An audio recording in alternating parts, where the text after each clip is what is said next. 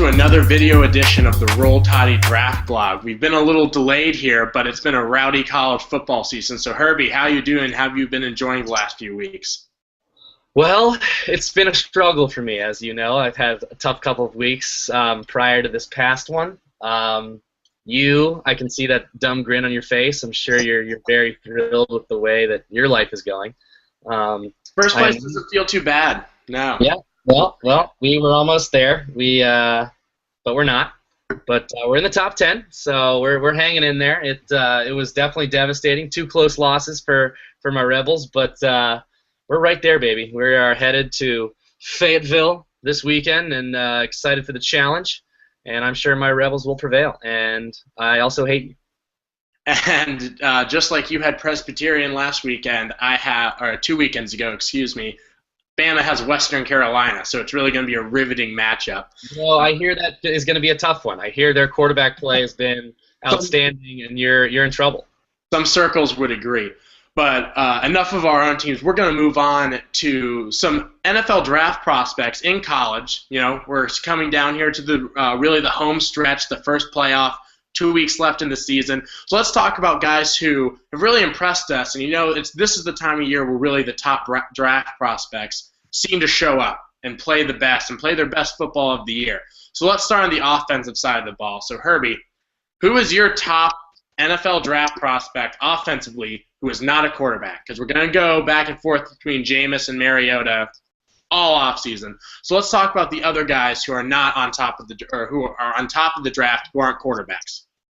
I think this one's just, a no-brainer. Melvin Gordon. The kid is an absolute freak. You want to put up 408 yards, you better believe you're going to be at the top of everyone's list. The kid runs with power, he runs with finesse. He is made for the NFL tomorrow. He's made for the NFL yesterday. So, I'm excited to see what this kid does the rest of the season. He just keeps pumping out, 200-yard gains, and now he's at 400. So he can clearly, he runs that pro-style offense, and I think he's ready for the NFL.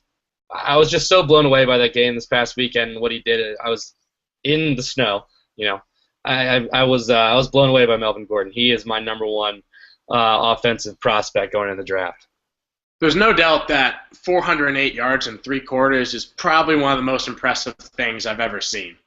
But my only issue with Melvin Gordon is the fact that Wisconsin running backs don't go to the NFL or they don't translate very well because there's so much just impact. They're beaten up by the time they get there by how many carries they took. Now, granted, it only took him 25 carries to get to 408 yards, and if he comes out this year, there's going to be a lot less wear and tear than there would be on, say, a Monte Ball or a Ron Dane when he came out, who played for a lot of teams but had a pretty average career despite being one of the all-time great running backs in college football.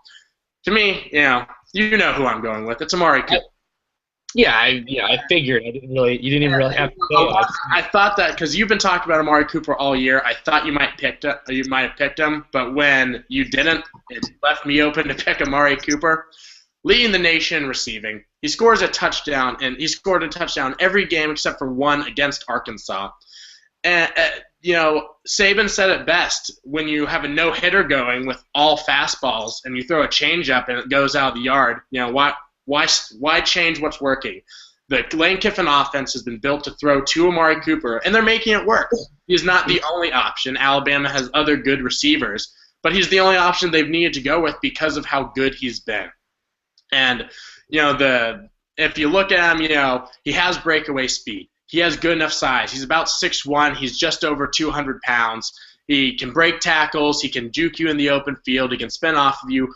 Really, he is the complete wide receiver. And it would be scary if he was 6'5", but 6'1", 6'2", with his skill set is just fine. And I think Amari Cooper is going to be a top 3 to 5 draft pick for one of those teams sitting up there who need playmakers. And I think he can come in and have an immediate impact in the NFL.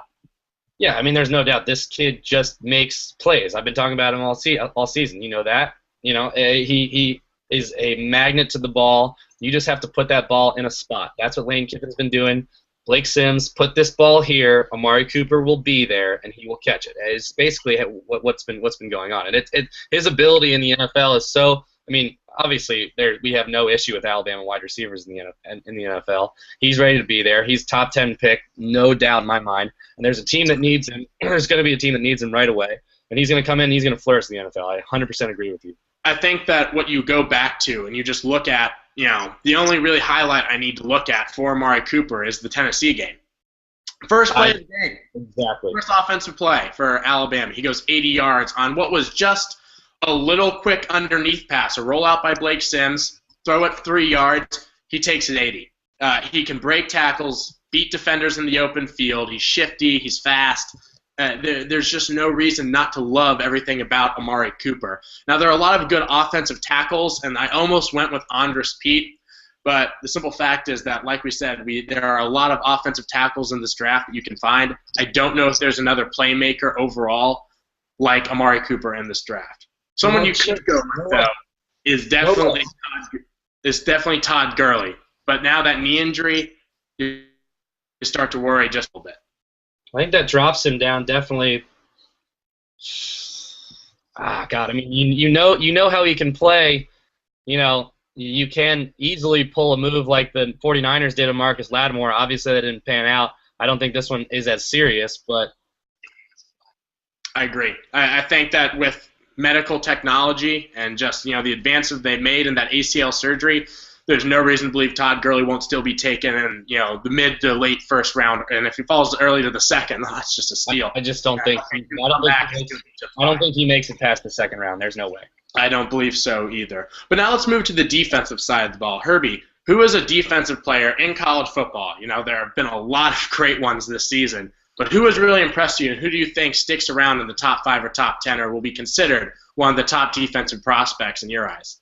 I guess when you put it like that, might not be the right guy, and I'm obviously biased towards this direction. I wanted to go with Gerard Holloman with his 13 picks, as it's absurd. Obviously, he's not coming out. So I'm going to go with Senquez Golson. I think he's had an unbelievable season. He just intercepts the ball. It's just what he does. He's just in the area at the right time. Obviously, there's a little bit of a size concern, but he plays bigger than that. His athletic ability is unbelievable. He can change directions on a dime, and he can really keep up with anybody. And he's been such a key component to our defense along with Cody Pruitt. I just think there's no way to overlook. I don't know if he's a first rounder. I don't think he's a first rounder, but I think he's definitely risen from maybe what he potentially could have been a 4th or 5th. Definitely could maybe be a second rounder. I think 2nd to 3rd is where you'll see him go. I think Golson has really impressed people this year, and I agree. You're right. He's not the biggest guy, but neither was the Honey Badger, and he still was a first-round pick till he got hurt, got kicked out of LSU. And Tyrann Mathieu still found a way to be a 3rd-round pick after not playing football for a year, and he's only 5'7". Golson is, for his size, he's a very physical corner. He has great hands and ball skills. You saw him, he did a great job on Amari Cooper in that Alabama-Ole Miss game. And he has 9 interceptions. So the guy knows how to play coverage. I think he's a guy who could be great in the slot, or even, maybe switch up to play some free safety and cover more than enough ground and have more than enough of a nose for the ball to really be effective in the NFL. I think he's definitely done a lot for his draft stock, and I agree. Personally, I think that Leonard Williams, the defensive end, really he's just a defensive lineman. He can play anywhere on the line, is the top defensive prospect in the draft. But who I like the most is Shane Ray, the defensive end out of Missouri.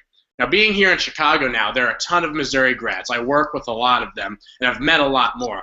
And, I said, I don't think Missouri can come back. You lose Michael Sam. You lose a bunch of people on offense and defense. I don't think that, Missouri can compete, especially defensively. And a buddy of mine said, do you know who Shane Ray is? I said, yeah, but, he's smaller. He was good last year, but that's just because he had good players around him. Well, Shane Ray has shut me up and proven me wrong.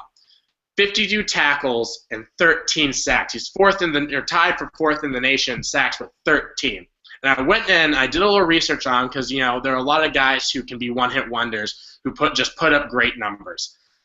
His game tape is absolutely stunning. What I love about him, he's only 6'2", 6'3", he's 245 pounds, but he is probably the most aggressive defensive end out of all the guys. You have Randy Gregory, you have Dante Fowler, and like I just mentioned, Leonard Williams. He is without doubt the most aggressive out of all of them. He has great pass rush moves, great hands, great speed, and he's just vicious at the point of attack. He literally looks like he's trying to hurt the offensive lineman in front of him while he's getting to he reminds me of a tiger trying to get to a piece of food, which is fitting since he plays for the Missouri Tigers. But he has been outstanding all year, and I think that anyone who doesn't take him within the top 7 picks is making a huge mistake. Yeah, I agree with you. And you know what I love about him is I love that size. That size, that 245 range, that 6'2", 6'3", that's the kind of size that can move and, like, it is quick and it stays quick. You can put a little more weight on him, which will slow him down a little bit. But I love that weight that's just perfect and just lets him do what he is athletically born to do. He's a guy who can put on an easy 15 to 20 more pounds without losing much to any speed. He's scheme versatile, I think, with that size. He can stand up or go down because he's just a freak athlete. He really is great, and I know a lot of people are in love with Nebraska's Randy Gregory because he's 6'6", he's 260, he's got that length and that explosive athleticism. But the simple fact is that Shane Ray has that athleticism, a little smaller, but he has the production to match that athleticism. I think that turns into a better NFL player more than potential. There's so many people with potential rather than production, and I think that Shane Ray is a guy who not only has potential to expand those array of pass rush moves, but can really make a statement in the NFL. I agree with you. I think it's going to be a great 2 weeks left, or great 3 weeks plus, bowl season to see who these guys really step up and where they step up. And, it's sad that we're coming to the end of college football season, but there's still a lot of football left. Didn't we just start? Like what? We just started. We just got to college football season. That's all the time we have for this segment. Please keep looking for more of our NFL and college football end-of-season video posts, and we'll keep going here on the Roll Tide Draft Blog.